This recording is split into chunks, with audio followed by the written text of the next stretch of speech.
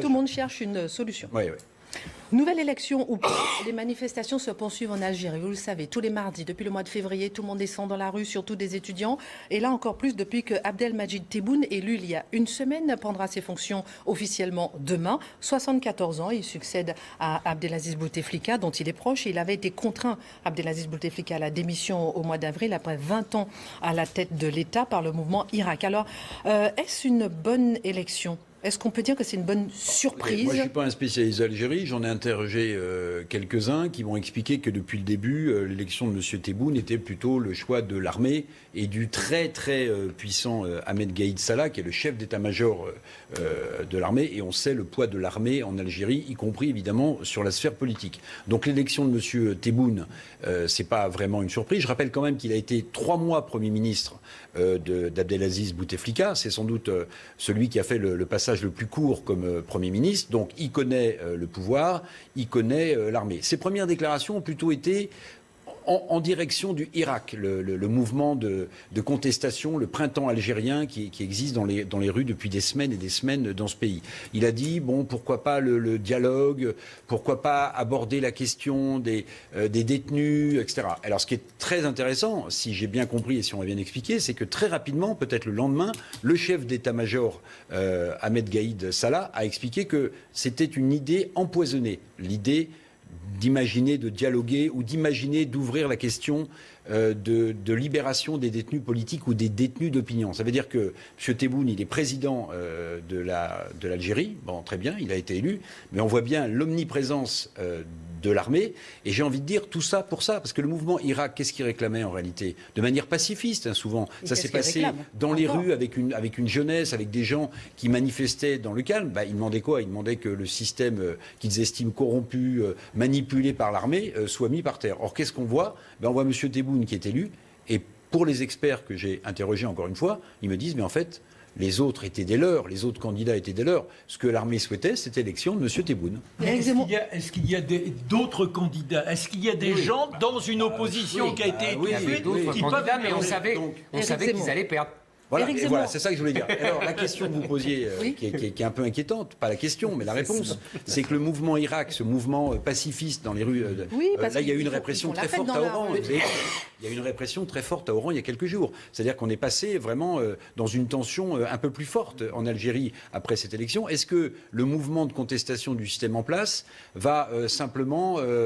convenir que l'élection lui suffit pour rentrer dans les maisons ? Visiblement, c'est pas le cas.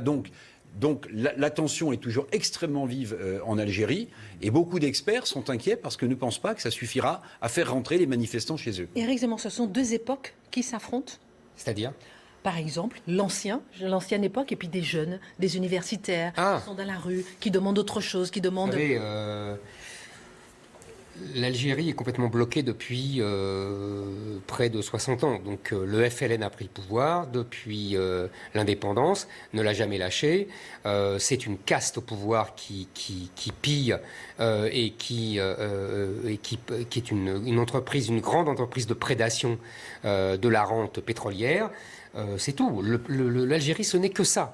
C'est une caste au pouvoir qui prend tout l'argent et qui donne des bribes et qui, quand elle a un problème, insulte la France et envoie et laisse partir un peu d'immigrés pour ouvrir la cocotte minute. Et c'est la France qui les reçoit. Vous avez vu, justement... C'est ça, l'Algérie. C'est le pays le plus mal géré du monde. Avec un contexte, quand même, économique qui est très différent d'il y a 10 ou 15 ans, parce que la rente pétrolière sur laquelle l'Algérie fait 80% de ses recettes s'est effondrée.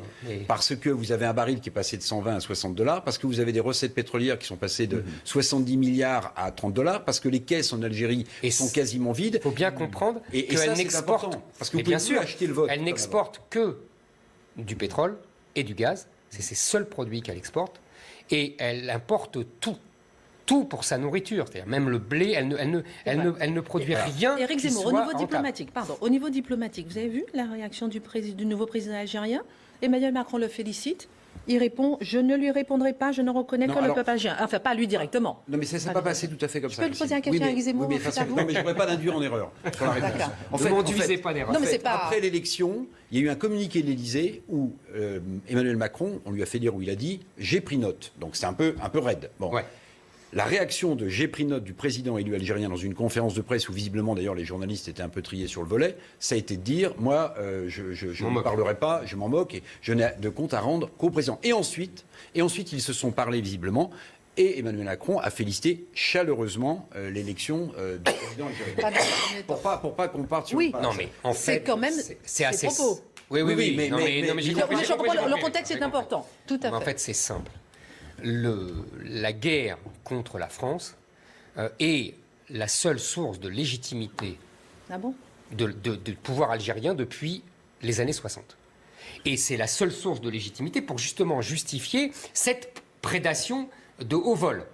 Donc, vous savez que l'hymne national algérien est le seul hymne du monde qui désigne dans ses propres mots un adversaire, en l'occurrence la France. Ça n'existe pas ailleurs. Bon.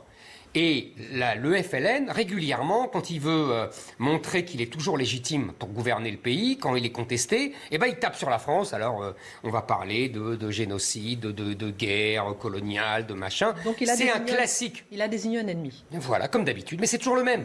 Et les Français se laissent culpabiliser depuis 50 ans, depuis 60 ans. C'est toujours la même histoire. Les Français se laissent culpabiliser. Vous voyez, Macron avait parlé de crimes contre l'humanité en parlant de la colonisation pendant la campagne présidentielle. Là, il veut jouer un peu, parce qu'il a très bien compris que tout ça n'était absolument pas démocratique et ne changerait rien et ne résoudrait rien. L'autre lui rabat son caquet en lui disant « Souviens-toi que tu es un sale colonialiste, puisque tu l'as toi-même reconnu. » C'est un jeu sans fin. Je vous dis, les dirigeants du FLN sont les rois pour jouer ça. Ils le jouent depuis 60 ans. Ça permet d'occulter leur médiocrité. Et surtout, vous savez, en 62, quand la France est partie, l'Algérie avait un revenu par tête supérieur à la Corée du Sud. Je vous laisse comparer aujourd'hui. Mon camarade aime les chiffres. Alors, juste, oui, c'est un point important. Oui. Sauf que la Corée du Sud, elle a pris le virage du développement capitaliste. Et n'oubliez pas, n'oubliez pas une chose, c'est qu'au sortir de l'indépendance, l'Algérie, elle choisit une industrialisation collectiviste. Elle est sur le modèle de l'Union soviétique. Non, mais c'est important. Depuis les années 80. Non, mais c'est quand même important. C'est quand même important. Maintenant, où je ne suis pas en désaccord avec Éric Zemmour, c'est que souvent, et Bouteflika l'a fait à plein de reprises, quand il est en difficulté, quand il n'a pas de réponse économique ou politique, il montre du doigt la France, mais pendant ce temps-là, il vient au Val-de-Grâce se faire soigner, évidemment, en France. Et puis surtout, les Français, quand Chirac va en Algérie, il y a des centaines de milliers de jeunes qui lui demandent des visas. Oui. C'est quand même un but dans la vie, c'est venir en France. Oui. Alors, il y a eu une tentative d'apaiser les relations en 1995. C'est Gourdeau-Montagne, l'ambassadeur, qui avait tenté, quand Chirac a été élu, d'aller à Alger, Chirac, pour le fameux traité de l'amitié. Parce qu'on aura besoin un jour d'apaisement entre ces deux pays. Connaissez en tout cas. On termine. Le mot de Charles Pasqua sur Gourdeau-Montagne. Il est beaucoup plus Gourdeau que Montagne.